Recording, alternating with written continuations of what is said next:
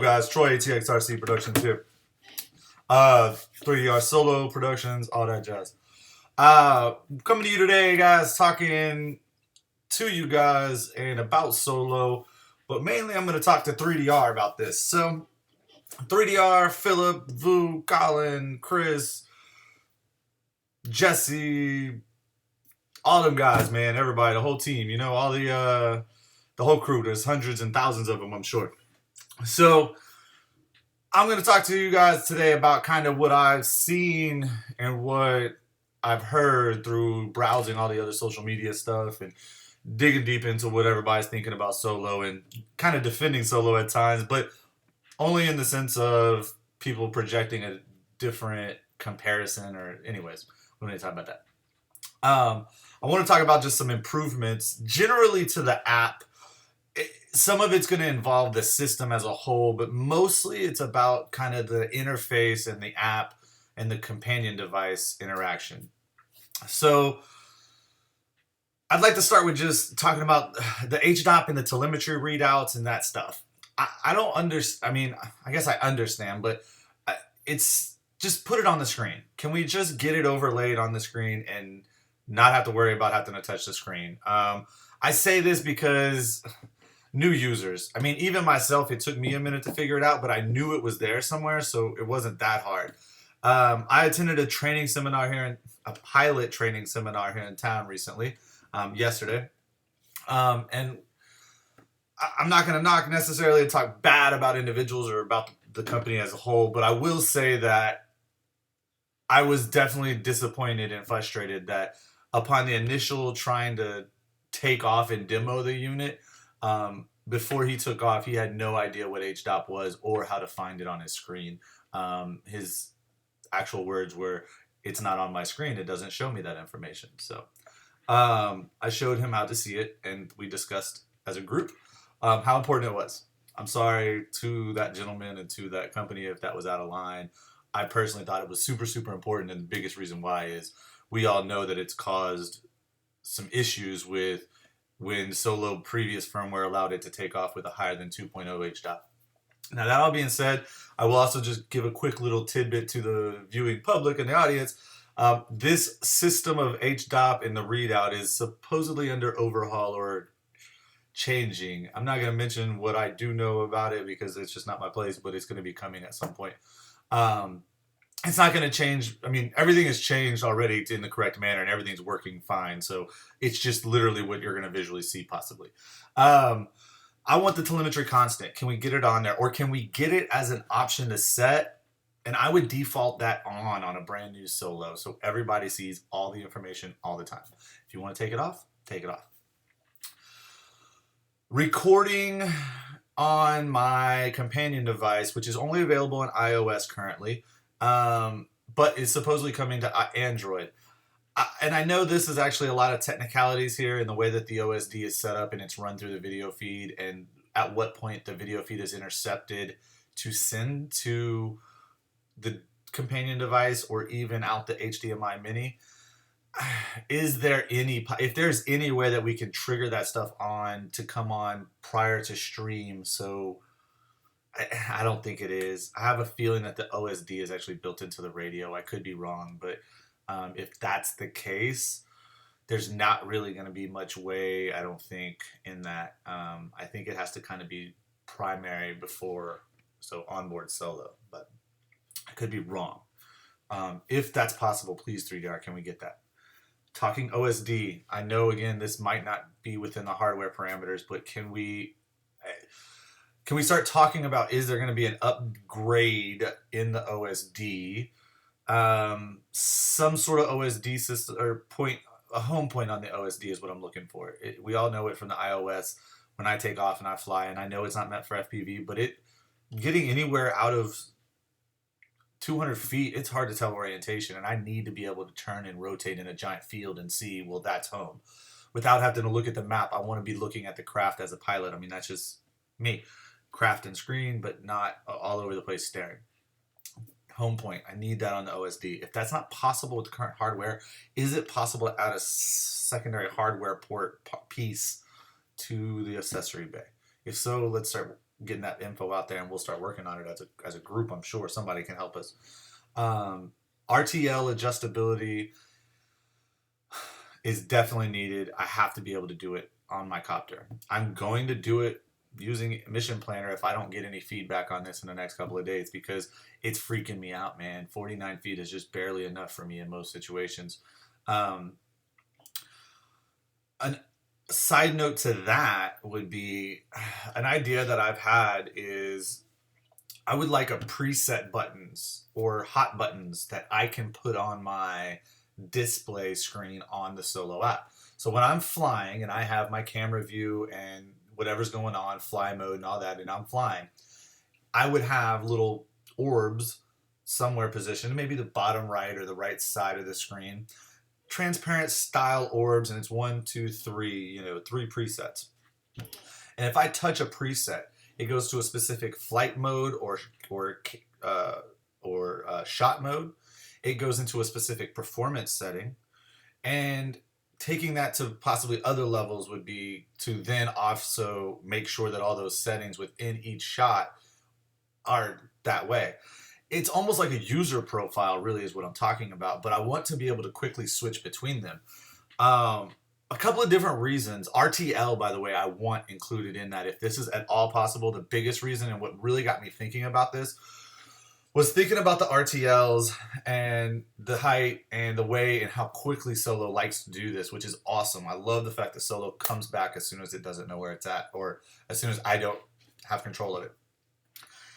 But one thing that freaks me out, especially with the way that it's, kicking in the fly GPS or fly manual these days and all this, let's say that I'm flying and I get behind or around a tree or something that is, or anything, like something that has some kind of structure or something above me slightly or in a certain position close to me.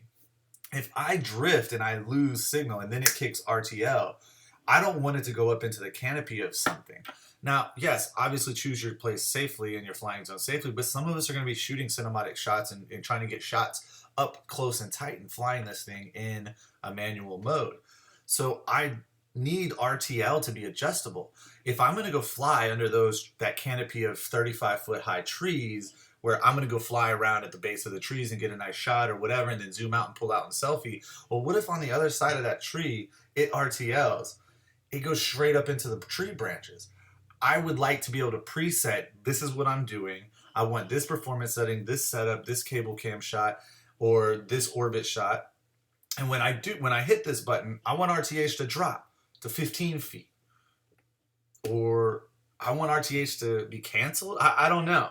Lose connection, auto land, have different adjustabilities and profiles. So being able to do that would take Solo to a level that no other copter can do right now, or I don't think would be able to do that's on the market very easily.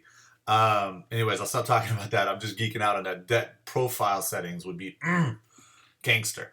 I'm looking at my screen. I'm sorry. Okay. SSH hacking into Solo. I now have a Vulcan 2. It's a $70 Windows 8.1 tablet, 8-inch screen, 1 gig of RAM, 16 gig memory. It's got an external card support. So I got this because I want to be able to pull logs off of Solo quickly and be able to just utilize them. Not often, and I'll be honest, the reason why is I understand that all the guys that are 3DR heads and 3DR files and have had irises and use Mission Planner and all that think that this is easy. Even when you know how to do it, this is tedious. Even at the quickest, it's tedious. Even pulling logs directly off of Solo is time consuming and just it takes a lot to do and get, and then you have to put it in and then you have to load it. Look, I'm going to talk about Flytrex down the road whenever Flytrex comes out, and the reason why is because all of that same info, yes, is there and it's redundant, but it allows me to access it real time and on the fly, and I want more people to be able to access that info without having to go get a Flytrex, which, again, I will recommend at some point, and I do think is going to be a huge plus, or a huge redundancy factor and insurance factor, if you would. But pulling logs and loading them in that, I don't have the time. I don't. Y'all know I talk about this all the time. I don't have time to do this. I don't have time to do that, but I want to be able to, at least on certain times, quickly access it. I go fly right before work and I have a problem and I have something I can't get off my mind. I don't have to be able to pull logs. I want to be able to go to it quicker. How can we do that? Can we please get limited access or better access? Can we get an app maybe built specifically for pulling just the main 5 logs? I think 3 is not enough, especially because power cycles. Guys, register your solos. If you have a problem in the field and you're on your second flight and you have a problem and you go to log in and you haven't registered your solo, you have to power cycle it off, register it because you have to look under the battery, power cycle it back on, and then now you're lost 1 log. What if you have to go home because you don't have cell service? You just lost 2 logs. And then the 3rd one because you got home and had to change the back. Guys, we got to have a better way to pull logs quicker and easier and more efficiently, as well as utilize them. Let's talk about drone share more. Let's have a feature possibly in the app to be able to push stuff immediately to drone share. Notifications of incoming connection attempt. Okay, this is security protocols. I don't know if it's possible. I don't. But I would love to be able to know if somebody's attempting to jump in on my feed or jump in on my solo link. Case in point, first of all, change your password. Go look at my videos, guys. I'd show you how to do it. It's easy. It takes 5 to 7 minutes. It's not that quick. Do it. I was at the demonstration yesterday and they talked nothing about password. Important. Make us change our password upon initial boot up. Make it be 20 to 24 characters minimum. Everything remembers, the devices all remember the password. Put us a spot, a sticker, a label for the password to be under the battery tray. Passwords, man. If somebody's attempting to log into my solo, I want to know. Or is there a way to just lock it out to where once one device is in, that it won't even allow a second device for now? Or make that a feature in the app to where I can go secure mode, and secure mode locks down what's connected is connected and nothing else can touch it. Again, I don't know if it's possible. Somebody's going to laugh at me and go, you're a retard. Whatever, man. Like, I'm sorry. I just need to know. Is it possible? And if so, let's get it going. Because I am concerned that I was able to bounce in on Homeboy's link yesterday and could have done all kinds of stuff. You know, would have been fun to do a selfie. So let's get all that going. Setting it out to open. Oh, being able to default into, once I've opened the app, I can go in and say, every time I open the app, I want to go immediately to the fly screen or to the solo control screen, if you would. That'd be just, I know it sounds stupid, but I hate having to wait for everything to load and then hit solo, hit fly solo, hit fly solo. I never go to flight school anymore. Mandatory password change. We talked about automatic maintenance requests. This is awesome. I don't know why we can't just do this automatically, and I'm sure we can. So let's just start working, getting this going. Automatic maintenance. After a certain number of flight hours or minutes or whatever, it automatically recommends that you pull the motor pods or check the motor pods for faults and burnouts and desolders, and checking the motor windings and the bearings and feeling it and giving us tips on how to do so. Maybe linking us to videos that you guys produce, showing us how to do these maintenances, just the checks, just the looking at stuff. Prop maintenance, maybe every 3 to 5 flights, it automatically kicks out a message that says prop maintenance required or prop inspection is required. That's it. Make me just exit off. It's a transparent dialog box. People are going to say, I don't want to have to do it. You should. Stop. You should. Whether you think you're an expert or not, there's always a great reminder that could be already slipped your mind. You could think that you're 10 flights in, but really you're 30 flights in. Check your bearings. Whatever it is, oil the bearings. I don't know. Y'all got it. Cool. Mission counts. Using that to mission count versus flight time. I don't know how y'all do it, but I got ideas. Anyways, guys, fly safe, fly smart, fly 3DR. One more thing. We got a cool inbound package coming, so keep an eye out because we're going to change gears. Start doing a little bit of fun. Another small little trick up our sleeve to start trying to help do stuff for solos. So we'll see how it goes. Y'all stay tuned. Again, fly safe, fly smart, fly 3DR. Peace.